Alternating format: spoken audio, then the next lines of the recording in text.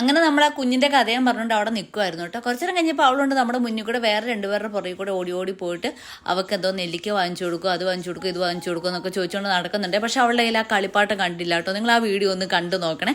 അവൾ ആ കളിപ്പാട്ടമൊക്കെ എവിടെയോ കൊണ്ട് മാറ്റി വെക്കുകയോ എന്തോ ചെയ്തിട്ടാട്ടോ വന്നത്. അങ്ങനെ ഞങ്ങൾ കുറേ നേരം അവിടെ ഇരുന്നു കേട്ടോ. രാത്രി ആവുന്നുണ്ടായിരുന്നു. അപ്പോൾ രാത്രിയുടെ ഭംഗിയൊക്കെ ആസ്വദിച്ചൊരു കടലയൊക്കെ വാങ്ങിച്ച് കുറച്ച് കഥകളൊക്കെ പറഞ്ഞ് ഇങ്ങനെ ഇരുന്നു കേട്ടോ.